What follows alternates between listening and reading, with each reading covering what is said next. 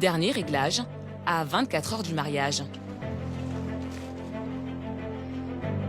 Les travaux sous le chapiteau ont un peu avancé. Mais pas assez au goût de Raïssa, la wedding planner. Elle veut des explications. Là, ici, tu dois mettre un portail au milieu. Et de chaque côté de l'allée, il faut un couloir. Et maintenant, tu me dis que tu ne sais plus de quelle allée on parle? Ah oui, on va le faire. Oui, mais quand est-ce que vous allez le faire? C'est ce que je te demandais hier. Il faut que tu engages plus de personnes. Quelqu'un d'autre devrait bosser sur les planchers. Le mariage est demain matin. Donc, si tu ne leur dis rien, ils vont continuer à bosser sur le plancher. Les fleuristes vont arriver et doivent installer les fleurs sur l'allée. Raïssa est un peu tendue, car c'est sur cette place que doit être construit l'hôtel des mariés et un portail en fer forgé. Et pour l'instant, il n'y a que quelques planches de bois. Je veux que vous montiez le portail et que vous fassiez l'hôtel des mariés. On doit y mettre les fleurs dessus. Ce plancher, tu peux le faire après, ou alors tu trouves quelqu'un d'autre pour le faire. Et toi, tu bosses ici. Il faut faire vite. Merci. Si à l'extérieur rien n'a avancé, à l'intérieur en revanche, les choses prennent forme. Une cinquantaine de personnes ont été engagées pour préparer ce mariage où 200 personnes sont attendues. La wedding planner doit aussi gérer le placement des invités.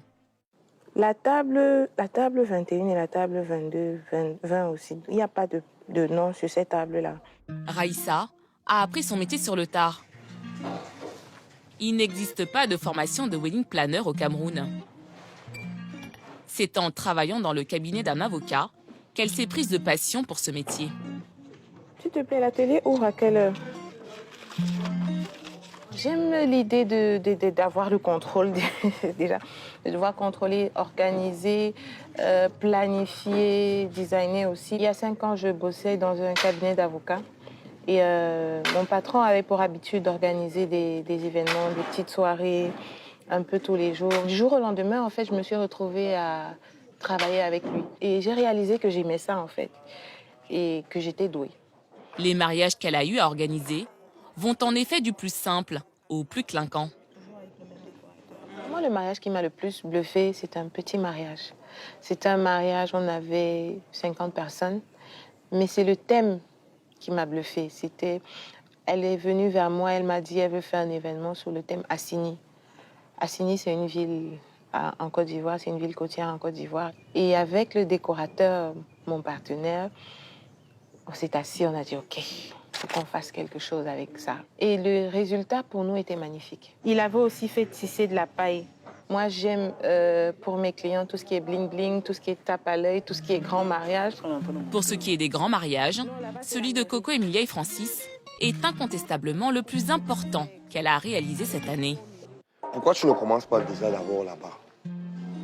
Tu commences, regarde, parce que vous êtes en train de créer un désordre qui n'a pas de sens. Dans cette aventure, Raïssa n'est pas seule.